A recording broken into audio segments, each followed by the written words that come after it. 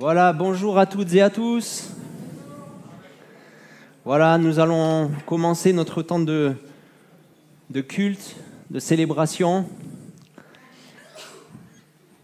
On partageait tout à l'heure la prière avec l'équipe de service.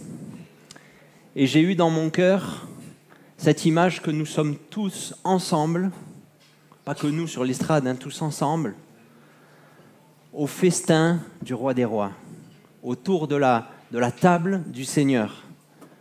Il dit dans le psaume, « Tu dresses devant moi une table et ma coupe déborde ».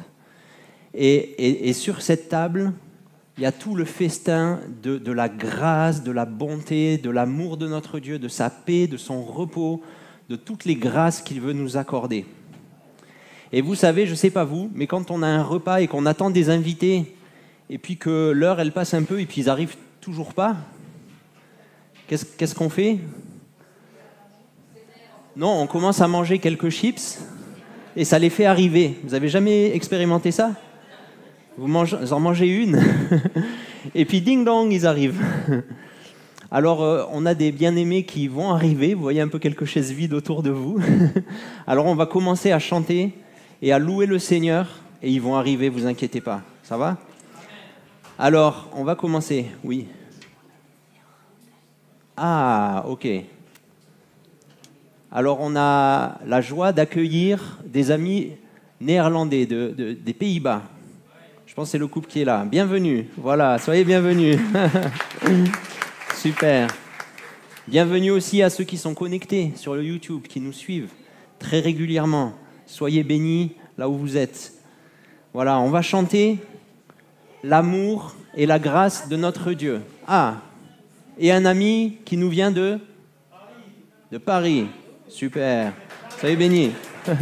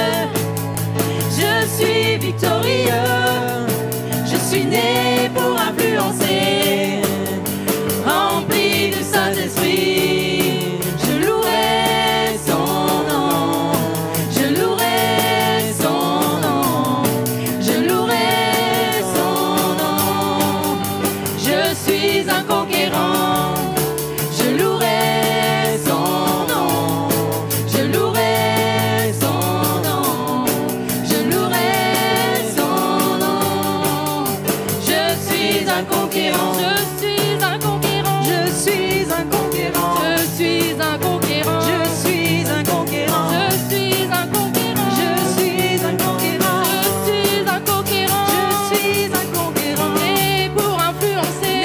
Pour influencer. Et pour influencer. Pour influencer. Et pour influencer. Pour influencer. Et pour influencer. Je suis un conquérant. Je suis un conquérant. Je suis un conquérant. Je suis un conquérant. Je suis un conquérant. Je suis un conquérant. Je suis un conquérant. Je suis un conquérant. Et pour influencer. Pour influencer. Et pour influencer. Pour influencer. Et pour influencer. Influencer. Et pour influencer. Je louerai son nom. Je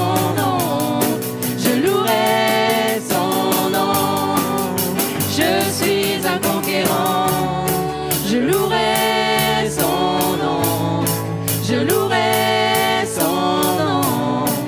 louerai son nom. Je suis un conquérant. Je louerai son nom. Je louerai son nom. Je louerai son nom. Je suis un conquérant. Je louerai son nom. Je louerai son nom. Je louerai son nom. Je suis un conquérant. Je louerai son nom. Je louerai son nom. Dis à ton voisin. Dis à ton voisin, tu es un conquérant. Tu es un conquérant. Amen. Alléluia. Alléluia. Alléluia. Merci Jésus. Alléluia. Nous croyons. 1, 2, 3, 4.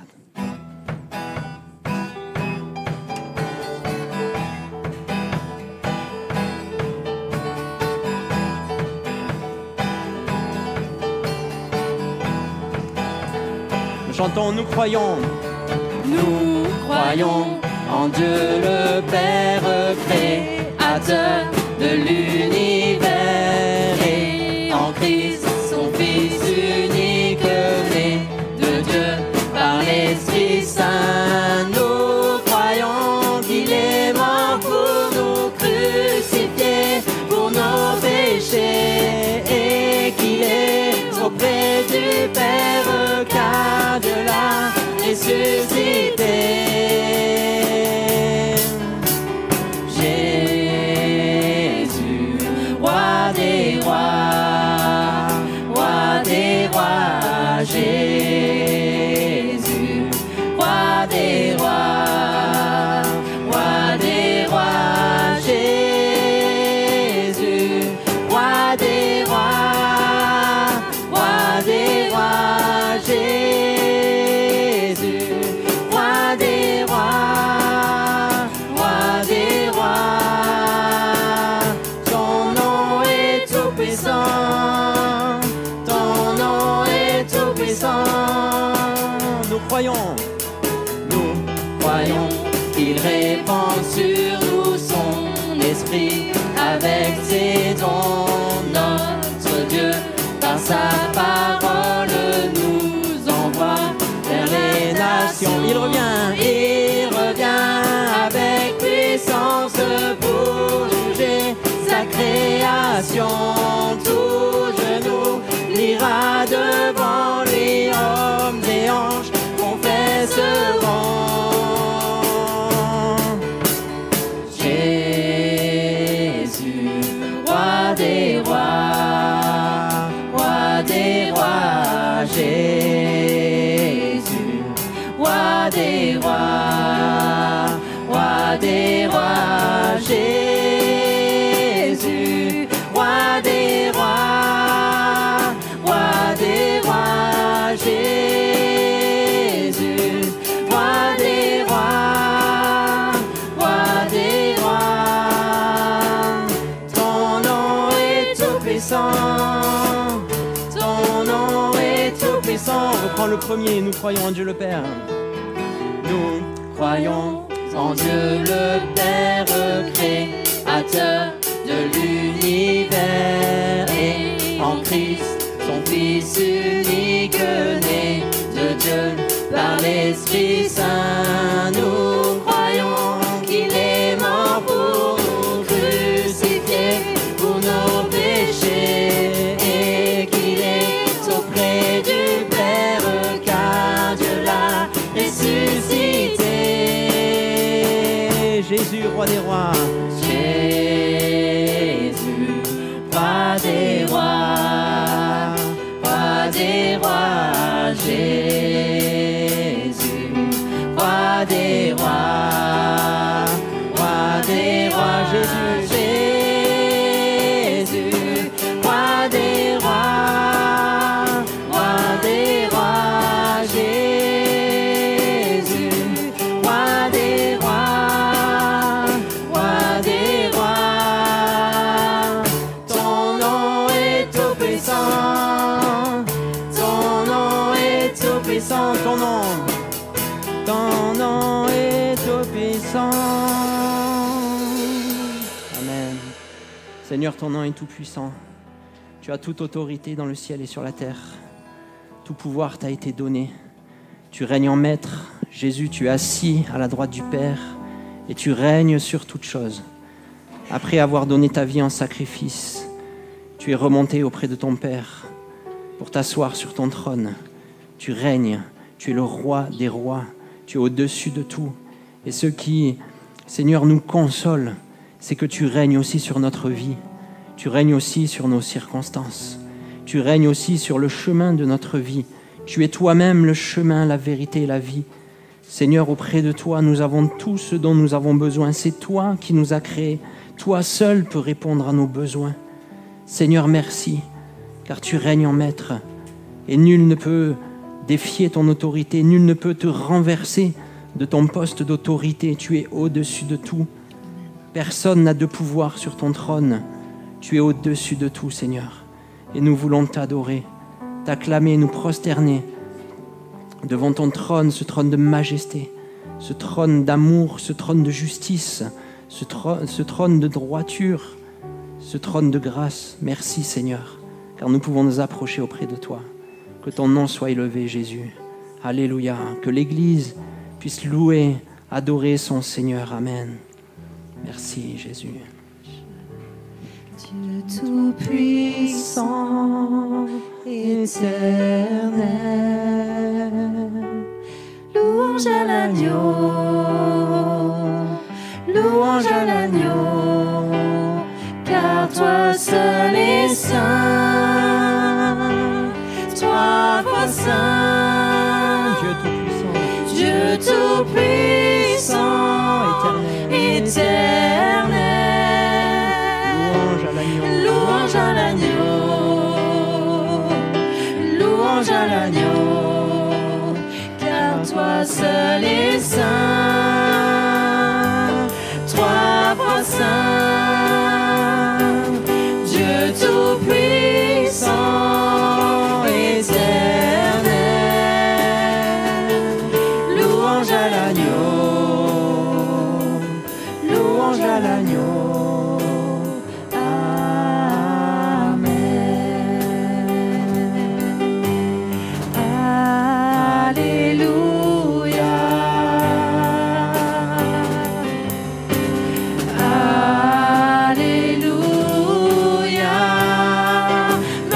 Gloire à Dieu, le Seigneur.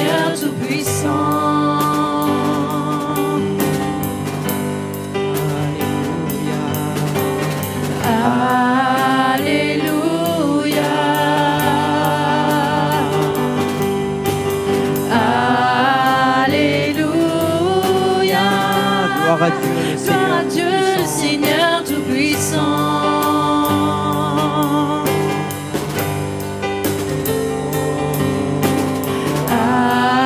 Alléluia. Tu es saint, trois fois saint, Dieu tout-puissant, éternel. Louange à l'agneau.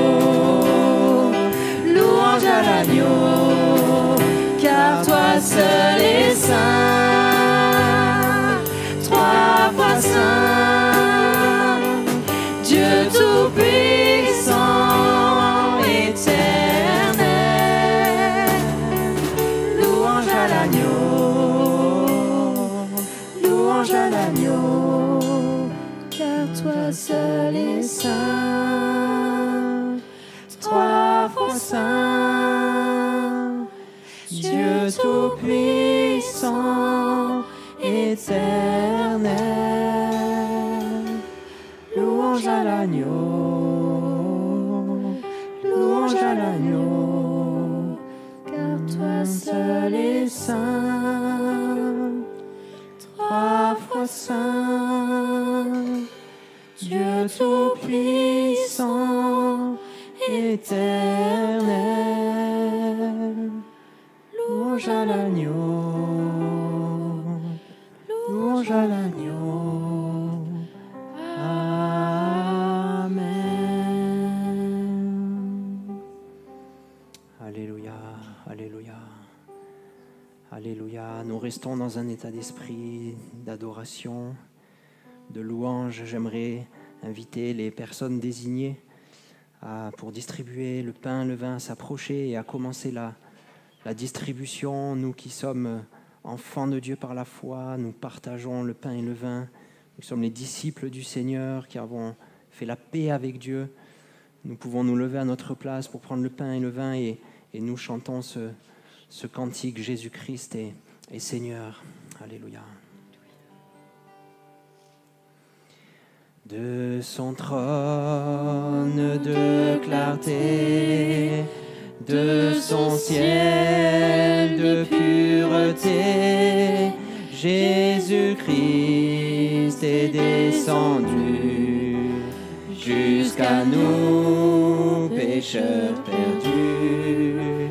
De toujours, il était Dieu, roi de la terre et des cieux, et se dépouillant de tout, Jésus vient mourir pour nous.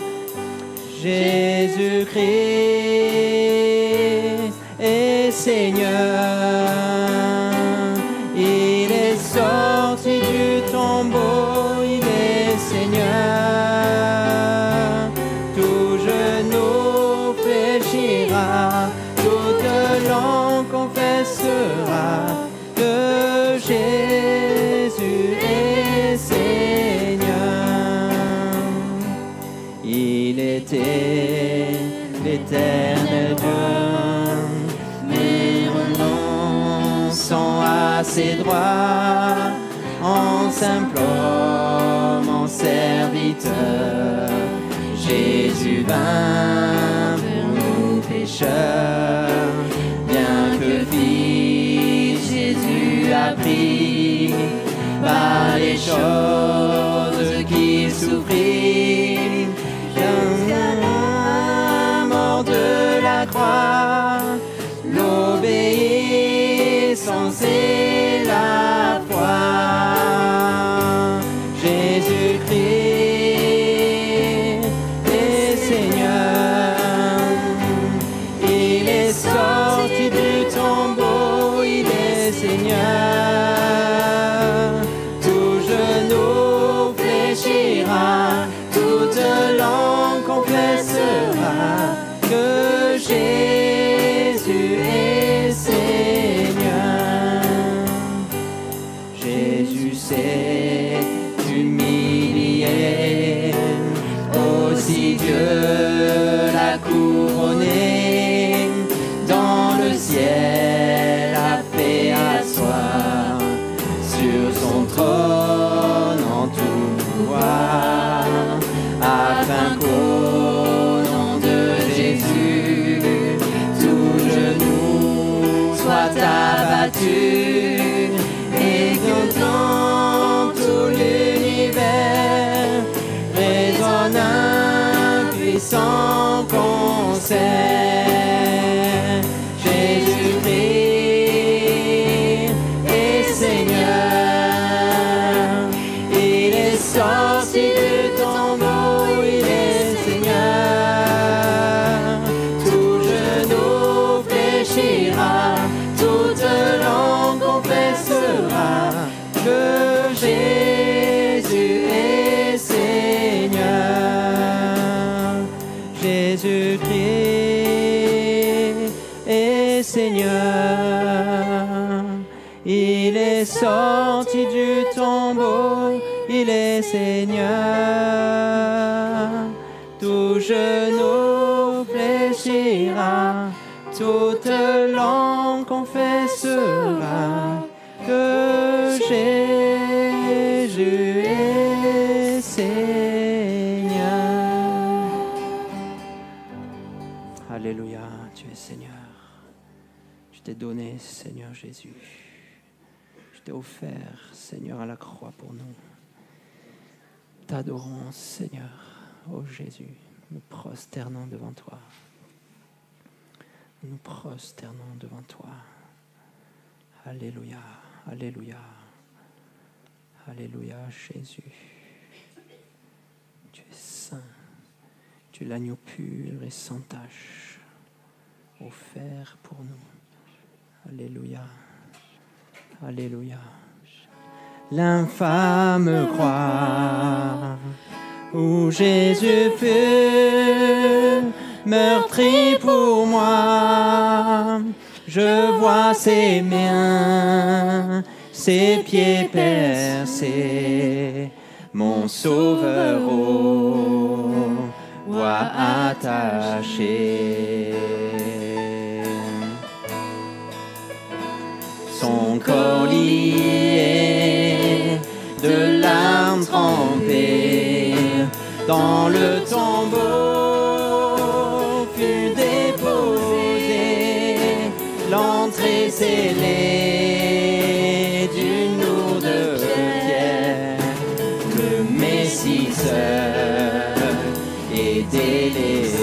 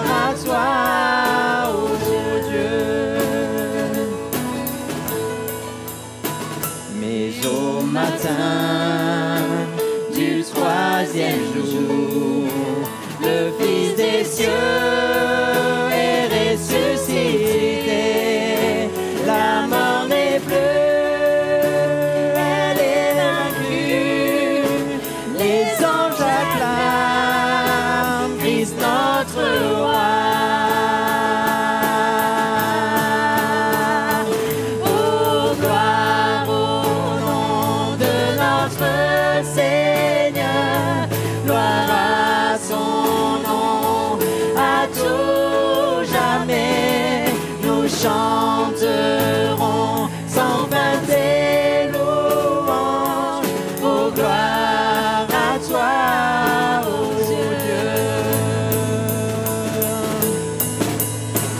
Il reviendra de blanc vêtu, percer la nuit, notre Jésus, et je serai parmi les saints, captivés par sa gloire sans fin.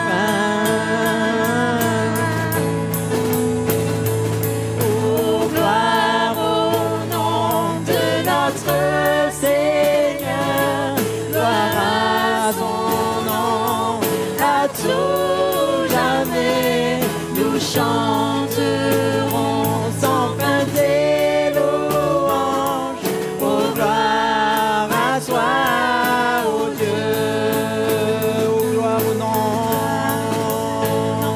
oh gloire au nom de notre Seigneur, gloire à son nom, à tout jamais nous chanterons sans fin ses louanges, oh gloire à toi, oh Dieu, oh gloire à toi, oh Dieu, oh gloire à toi, oh Dieu. Alléluia, acclamons le Seigneur. Merci Jésus pour tes promesses. Merci Seigneur, nous serons un jour avec toi, Père éternel, nous t'adorons. Alléluia. Seigneur, un jour tu viendras nous chercher.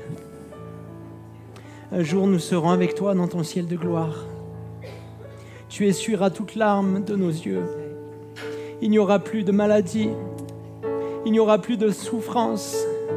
Il n'y aura plus de tristesse.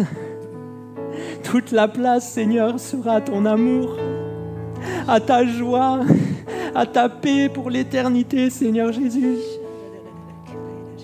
Combien nous languissons après ce jour où nous serons entièrement délivrés, où nous serons entièrement sauvés. Nous sommes déjà sauvés, mais nous attendons. Nous attendons. L'Esprit gémit au-dedans de nous et nous attendons ce jour glorieux où nous serons avec toi. Seigneur, merci. Merci, Seigneur, de nourrir dans nos cœurs cette foi, cette confiance en toi, de nourrir cette espérance en nous. Cette espérance vivante, elle est notre victoire pour triompher dans ce monde. Seigneur, merci. Merci, Seigneur. Alléluia. Alléluia, nous t'adorons, Jésus. Nous t'adorons, Seigneur. Nous t'adorons, Père éternel. Alléluia, alléluia. Voilà, nous aimerions laisser la place maintenant à notre frère Richard qui a à cœur de partager son témoignage de ce qu'il a vécu récemment. Voilà, le Seigneur a fait grâce aussi dans sa santé. Tu peux venir peut-être là au micro, là, s'il te plaît, au milieu. S'il est assez haut. Voilà. Et donc, je vais donner un court témoignage de ce que j'ai pu vivre. Merci, Jésus. Comme vous le savez, vous avez sûrement eu conscience que j'ai été opéré de la carotide le 17 juin dernier, et l'opération s'est très bien passée, sauf que je n'arrivais pas à me relever de cette opération. Et auparavant, j'avais perdu 8 kilos. Et je me suis retrouvé avec divers symptômes dans le bas-ventre. Et là, je me suis posé la question, est-ce que le cancer de la vessie, qui avait été opéré en 2 fois en 2019, revenait à nouveau? Je me suis posé cette question. J'ai même essayé d'avancer le rendez-vous chez l'urologue, mais je n'ai pas eu de créneau.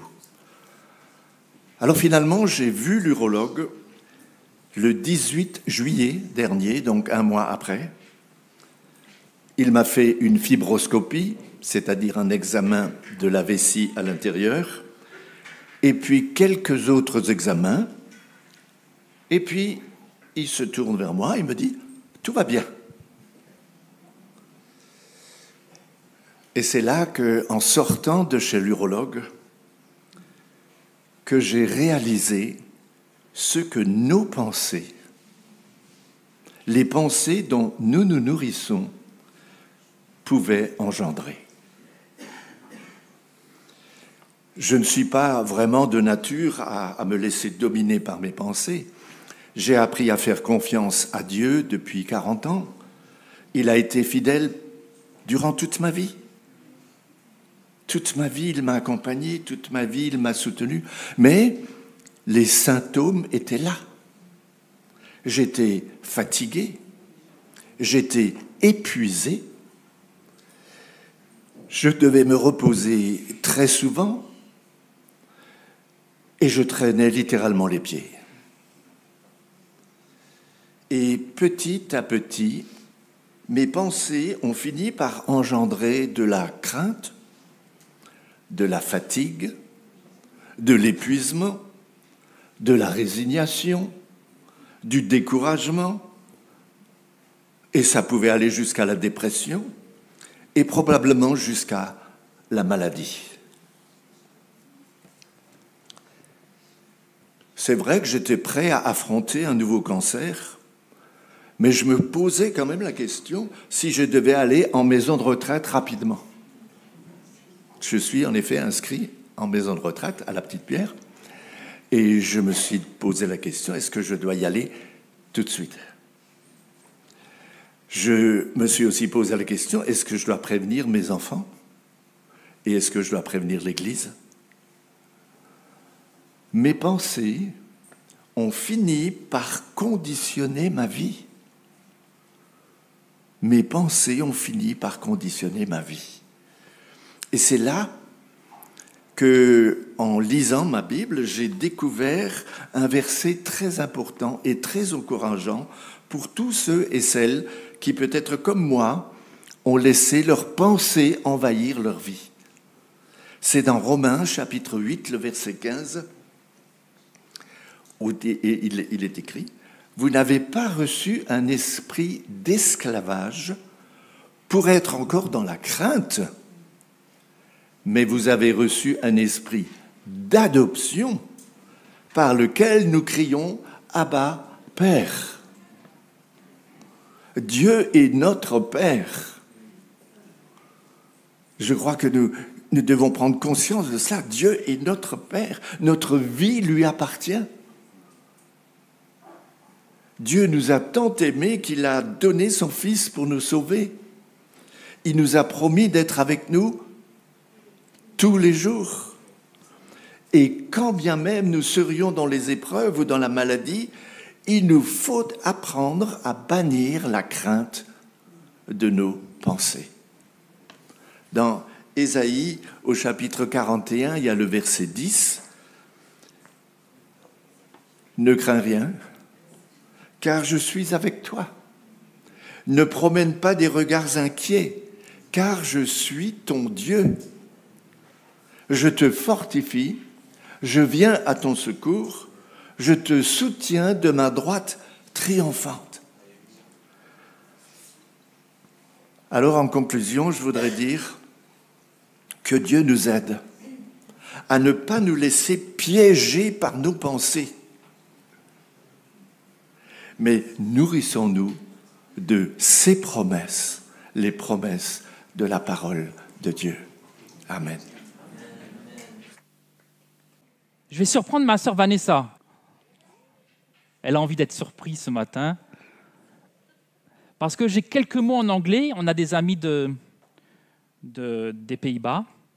J'ai quelques mots dans ma tête en anglais. Elle peut le traduire si elle arrive à traduire mon accent français. C'est court. Et comme ça, après, on continue. OK? Tu veux bien, ma sœur, ou pas? Ouais? Oui, tu verras. C'est tout simple. This is my keys. Ça, c'est mes clés. Okay, and this morning, Et ce matin, I was looking to my keys. je cherchais mes clés. And I remember this one is for the main door. Et celle-ci, c'est la clé de la porte d'entrée principale. Voilà. This is for the garage. Celle-là, c'est celle du garage. I have a lot of keys. J'ai beaucoup de clés. But this one, Mais celle-ci, even if now I look at it, I don't remember for which door it is. j'ai beau la regarder, je ne me souviens pas ce qu'elle ouvre, celle-là. Yet I have the keys in my pocket every day. Mais pourtant, j'ai cette clé dans ma poche tous les jours. But I don't remember for which door it is. Mais je ne sais plus quelle porte elle ouvre. And sometimes in our life it is exactly the Et same. parfois, dans nos vies, c'est exactement la même chose.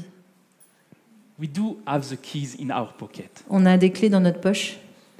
And if you are in front of a closed door, Et si on est devant une porte fermée, you just have to remember that il faut se souvenir you simplement have a key qu'on a les clés in your pocket. dans la poche.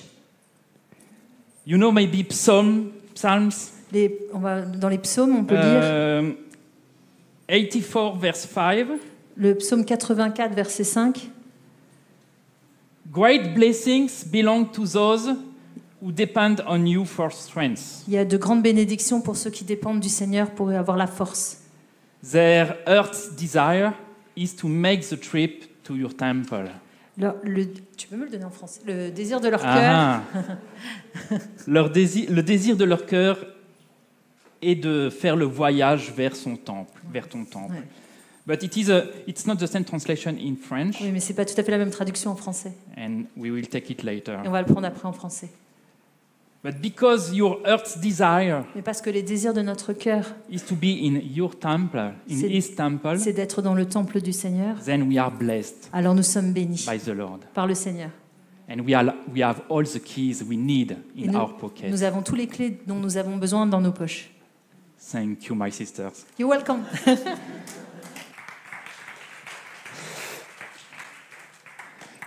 Ah, j'avais dit que je reprenais le psaume 84. C'est vrai, que j'ai cherché la version en anglais, mais en français, on connaît différemment.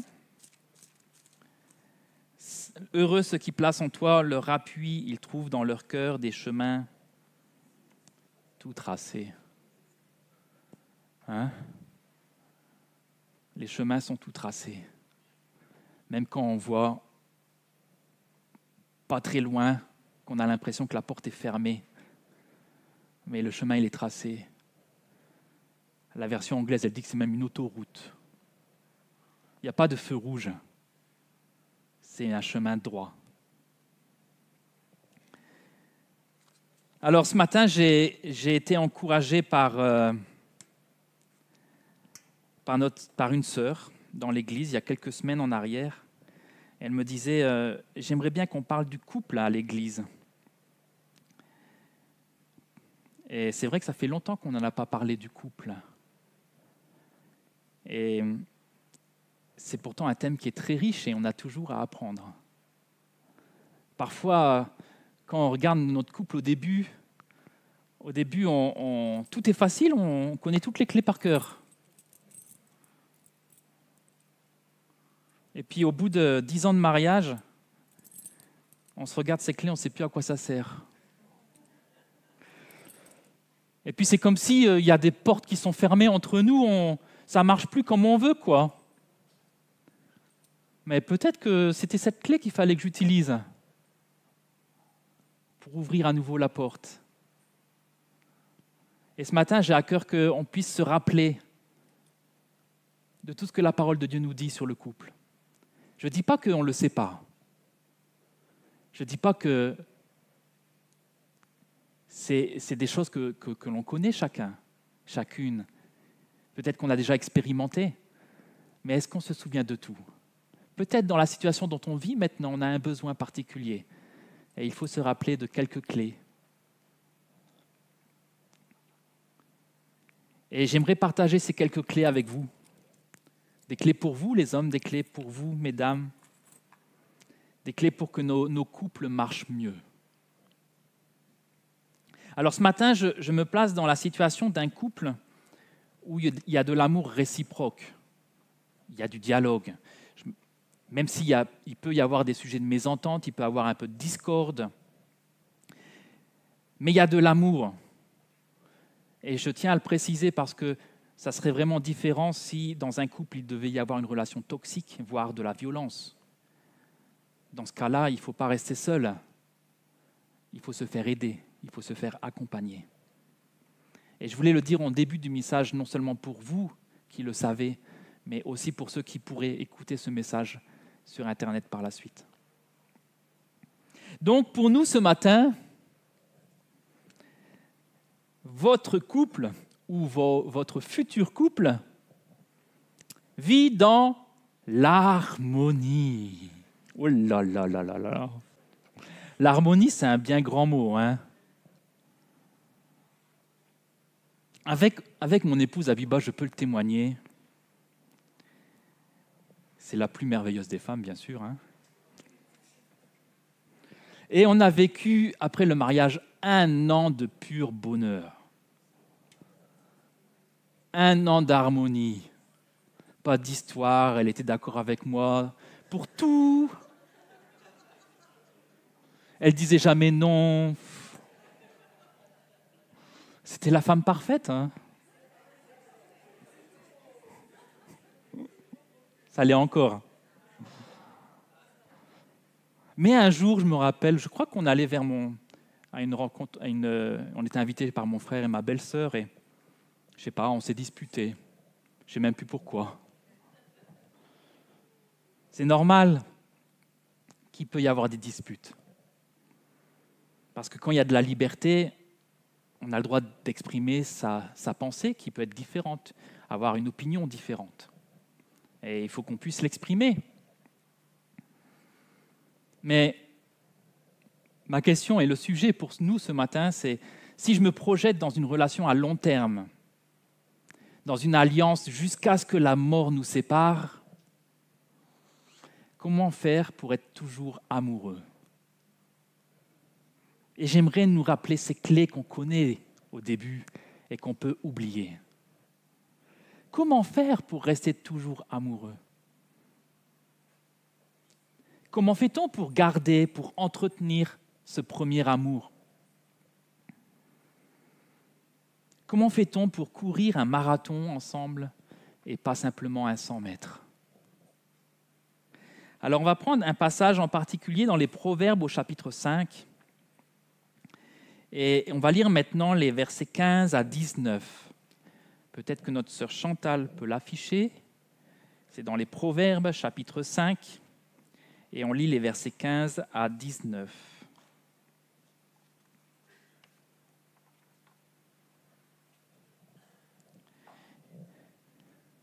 Et ça commence par « Bois les eaux de ta citerne » à Proverbes, chapitre 5.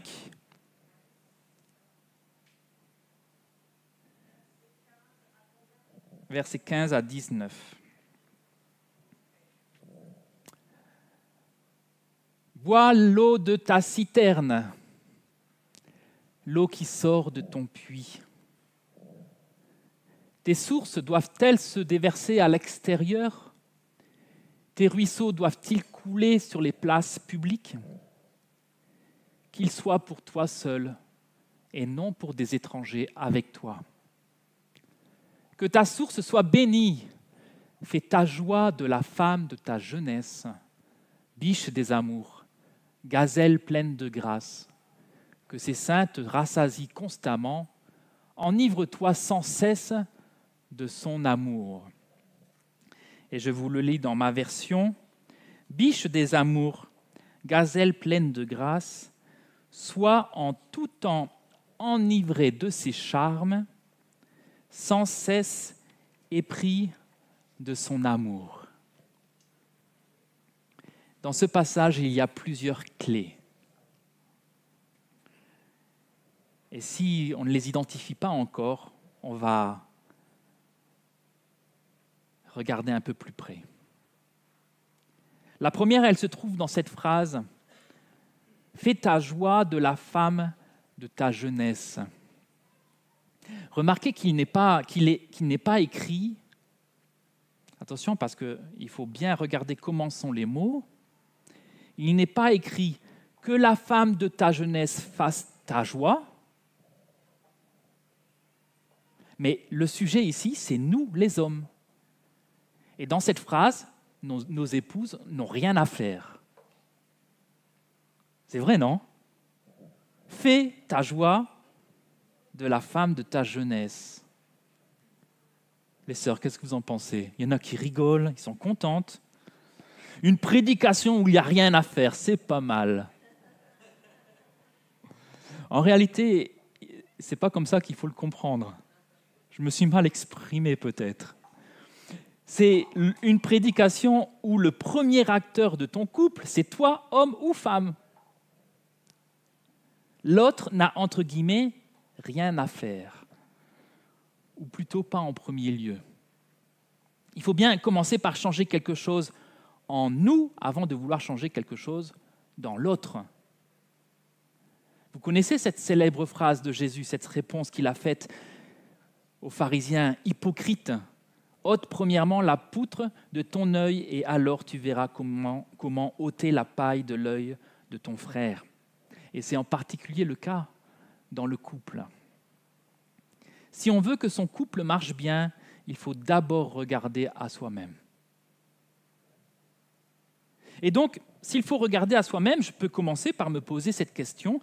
Est-ce que je fais encore ma joie de mon conjoint ? La question, elle est différente de celle-ci. Est-ce que je fais encore la joie de mon conjoint. Si je posais la question, est-ce que je fais encore la joie de mon conjoint, alors je regarderais au cœur de mon conjoint. Et c'est une bonne chose, mais ce matin, je regarde à mon cœur. Et donc, je me pose la question, est-ce que je fais encore ma joie de mon conjoint? Et si ce n'était plus tout à fait le cas, comment faire pour retrouver cette joie? La solution, elle se trouve dans les versets suivants. Verset 19, on a lu « Sois en tout temps enivré de ses charmes, sans cesse épris de son amour. » Et on a ici les deux clés suivantes, les petites clés qu'il nous faut reconnaître. Sois en tout temps enivré de ses charmes. Et la deuxième, sans cesse épris de son amour. Normalement, quand on se marie, on est ivre des charmes de son époux, de son épouse. On est épris de son amour pour nous. Certains pourraient dire que oui, cette ivresse, elle rend complètement aveugle. Mais même si c'est vrai, ce n'est pas un mal pour autant.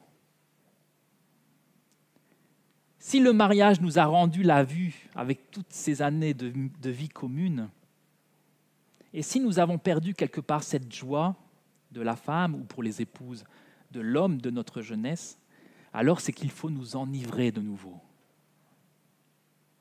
Remarquez ces mots, en tout temps, sans cesse. Ça montre qu'il y a une nécessité de renouveler continuellement cette ivresse. Peut-être là où le bas blesse, c'est quand on pense que le mariage nous exempte de remplir la coupe de notre amour. L'amour, c'est comme une coupe pleine de bon vin. Le niveau de vin diminue petit à petit. Et un beau jour, si on ne fait pas attention, la coupe est vide. Mais Dieu nous encourage à être sans cesse, en tout temps, ivres d'amour. Alors remplissons cette coupe à nouveau ce matin. Remplissons-la et que nous soyons ivres d'amour pour notre conjoint. Alors il y a cette première clé, être enivré de ses charmes. La Bible, elle nous encourage à être enivré de ses charmes. Vous connaissez peut-être je suis sûr que plusieurs le connaissent, les 5 langages de l'amour de Gary Chapman.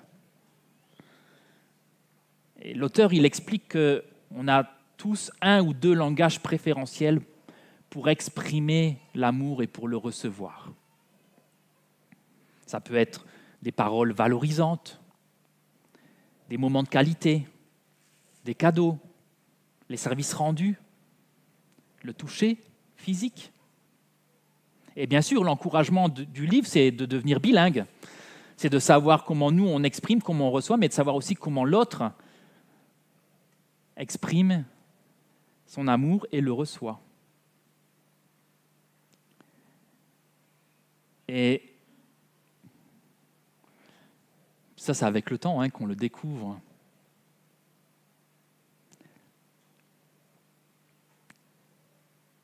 Moi, je voudrais aller un tout petit peu plus loin. Parce que bien sûr, ce livre, c'est un bon livre. Et c'est certainement un incontournable pour une préparation au mariage. Mais je voudrais nous dire que si on aime les paroles valorisantes,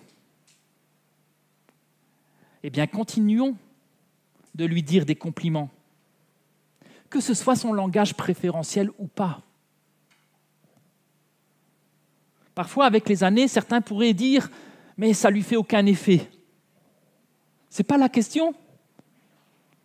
S'il faut dire des compliments, ce n'est pas seulement pour lui faire plaisir, c'est aussi pour être continuellement enivré de ses charmes. Dans le Proverbe 31, verset 28, vous connaissez le proverbe à propos de la femme vertueuse. Ses fils se lèvent et la disent heureuse. Son mari se lève et lui donne des louanges. Et à la fin du verset 28, il y a une ponctuation avec 2 points, et on a au verset 29 la louange du mari pour son épouse. Plusieurs filles ont une conduite vertueuse, mais toi, tu les surpasses toutes. louer sa femme pour ce qu'elle est, pour ce qu'elle fait, c'est une manière de s'enivrer d'amour. Ça, c'est pour les paroles valorisantes. Je prends un autre exemple avec le toucher physique. Si tu aimes le toucher physique, eh bien, continue d'embrasser ta femme ou ton homme chaque jour. Il ne faut pas se dire « pourquoi faire puisque ça ne lui fait ni chaud ni froid ». Mais il faut plutôt se dire « c'est important car je veux m'enivrer d'amour ». Le Proverbe 5, verset 19 est traduit de différentes manières. Mais il y a certaines expressions, certaines traductions qui sont très explicites par rapport au toucher physique. Par exemple, la version Louis II, elle dit « Biche des amours, gazelle pleine de grâce, que ses seins te rassasient constamment. »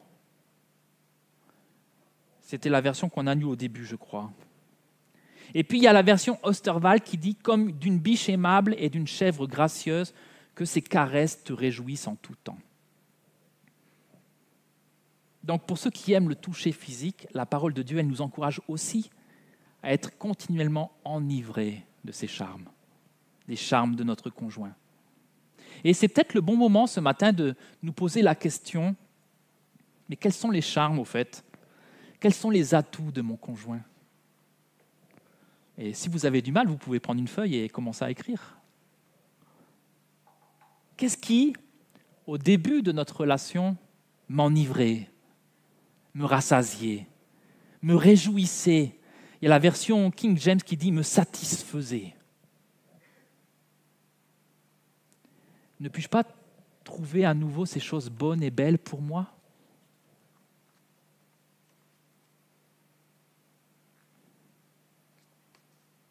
Alors il y a une deuxième clé, puisque la Bible nous encourage aussi dans ce verset 19 à être épris de son amour. Alors dans ma recherche, je lisais différentes traductions, et puis il y avait cette traduction anglaise, New International Version, qui dit, si je traduis mot à mot, que tu sois toujours intoxiqué avec son amour. Waouh! Intoxiqué.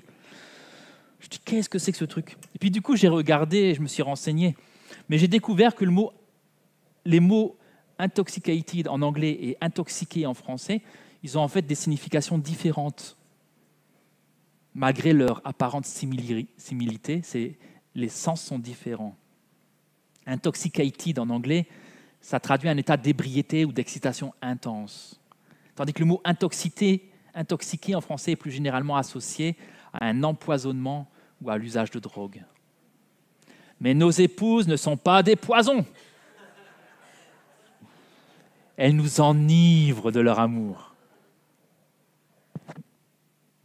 En fait, en fonction des versions, quand on lit, on regarde, et puis je vois que le participe passé épris de son amour, épris, il est aussi remplacé parfois dans certaines versions par enivré.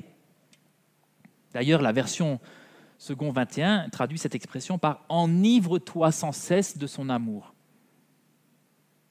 Donc on a ces deux clés qu'on a lues dans le verset 19, et on pourrait dire qu'à première vue, elles sont identiques. À chaque fois, c'est « enivre-toi » de ses charmes, « enivre-toi sans cesse de son amour », comme une répétition poétique avec d'autres mots. Y a-t-il une différence entre être enivré de ses charmes et être épris de son amour? Et si la différence résidait dans les compléments d'objets, dans ce qui suit le verbe? Oh, qu'est-ce qu'il raconte? Pour quelqu'un qui n'aimait pas le français. Si la différence, elle résidait dans ce qui suit le verbe enivré. Enivré de ses charmes, épris de son amour. Être enivré par ses charmes, c'est être attiré par ses atouts, sans qu'il y ait forcément une démarche de son côté.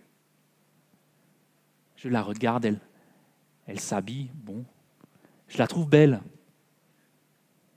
mais elle s'en fout. Il n'y a pas une démarche intentionnelle de son côté. C'est moi qui m'enivre de ses charmes, Vous comprenez? Tandis que être enivré de son amour, c'est être attiré par l'amour qu'elle me manifeste. Et là, il y a une démarche intentionnelle de sa part. Il y a une intention du conjoint envers l'être aimé. Donc on pourrait dire que la première clé, c'est ce qui m'attire dans mon conjoint sans qu'il n'y prête attention. Moi, je vous dis encore une anecdote. J'ai un oncle par alliance, il est maintenant âgé, et il me racontait une fois en rigolant que lorsqu'il était jeune, il cherchait une épouse, et du coup, il vient dans l'église et il regarde comment ça se passe. Arrivé dans l'église, il a vu ma tante qui était en train de nettoyer le sol de l'église. Et la manière dont elle nettoyait le sol de l'église lui a fait dire « Voilà une femme pour moi ». Elle était énergique, elle ne faisait pas preuve de paresse. Il a vu une femme pleine de vertu, et ça a touché son cœur. Et bien sûr, ma tante, elle rigolait. Parce qu'on sait tous qu'on ne fait pas le ménage pour plaire à quelqu'un. Comme si, peut-être je vais faire le ménage énergétiquement parce qu'il va peut-être me regarder. Non, ce n'était pas son cœur. Mais il a été enivré par ses charmes. Mais la deuxième clé, on parlait d'une intention. Une intention d'amour envers l'être aimé. Et une autre anecdote, je me souviens de mon père, il ne faisait pas souvent à manger. Les rares fois où il l'a fait, c'est quand ma maman, elle allait à la maternité pour accoucher. Alors on avait le droit à un bon plat de pâtes. Je m'en rappelle encore, c'était super. Donc c'est ma maman qui nous régalait, c'était comme ça dans la famille. Mais à la fin de chaque repas, il se levait, il se lève encore, il fait le café. Et je crois que c'était sa manière de la remercier pour l'amour qu'elle lui manifestait jour après jour, en s'occupant de lui et des enfants. Donc, mes frères, quand je me mets à table et qu'on mange le repas, je dis d'abord merci au Seigneur avant de commencer à manger. Et quand j'ai bien mangé, je dis merci à ma femme. Je veux être reconnaissant pour son amour, sans cesse épris de son amour. Ce matin, vous comprenez que je ne suis pas un donneur de leçons. J'ai tellement de choses à apprendre. Mais j'aimerais bien qu'on se rappelle ces clés qu'on trouve dans la parole de Dieu, qu'on se rappelle le nom de ces clés, qu'on puisse à nouveau lui dire, mais tiens, et si j'utilisais cette clé dans mon couple, est-ce que ça irait pas un peu mieux? M'encourager moi-même aussi à persévérer pour aimer ma femme jusqu'à la fin de ma vie. Quand on vieillit l'un à côté de l'autre, c'est normal qu'un jour ou l'autre, on se rend compte qu'on n'a plus tout à fait les mêmes charmes physiques que lorsqu'on était jeune. Mais le Proverbe 31 termine cet éloge à la femme vertueuse avec ces 2 versets. La grâce est trompeuse et la beauté est vaine. La femme qui craint l'Éternel est celle qui sera louée. Récompensez-la du fruit de son travail et qu'aux portes ses œuvres la louent. Alors à vous toutes, mes sœurs, qui craignez l'Éternel, que vous puissiez encore entendre des louanges vous concernant. Et même si les voix restaient muettes, que vos œuvres soient un témoignage de tout ce que vous avez fait pour le Seigneur. Comme il a dit le Seigneur, s'ils se taisent, les pierres crieront. S'ils se taisent, les pierres crieront. Et pour vous également, si les hommes se taisent, que vos œuvres crient les louanges vous concernant, parce que Dieu ne sera pas injuste envers vous. Alors le passage des Proverbes 5, on a été jusqu'au verset 19, on va encore prendre 2 versets, je regarde l'heure pour vérifier. Versets 20 et 21. « Pourquoi, mon fils, serais-tu épris d'une étrangère et embrasserais-tu le sein d'une inconnue ? Car les voies de l'homme sont devant les yeux de l'Éternel qui observe tous ses sentiers. » On a ici une bonne raison de renouveler sans cesse notre ivresse pour notre conjoint. Être rempli d'amour, c'est le meilleur moyen pour rester fidèle.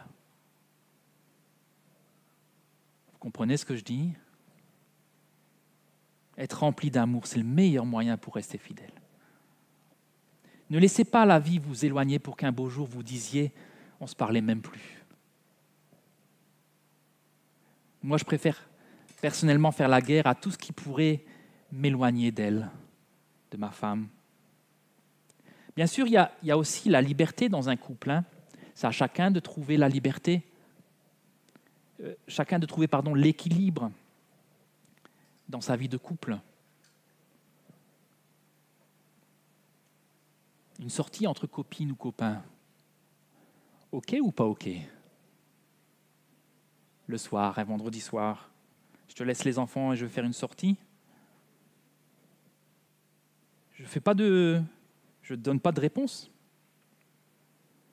Des vacances entre potes, une semaine loin de la maison, OK ou pas OK? C'est quoi l'équilibre dans votre couple? Quel est l'équilibre où je ne mettrai pas mon couple en danger sans présumer de mes forces et de ses forces? Quel est l'équilibre? On dit souvent que les personnes mariées sont comme les deux doigts d'une main. Ils sont inséparables. Quand on parle à l'un, on pense automatiquement à l'autre et vice-versa. Un peu comme Priscille et Aquilas dans la parole de Dieu. Une fois, on parle de Priscille et Aquilas, dans Actes chapitre 18, verset 18. Et juste après, au verset 26, on parle d'Aquilas et de Priscille. Mais ils sont toujours à deux. Ce qui compte, c'est qu'ils sont toujours nommés l'un avec l'autre.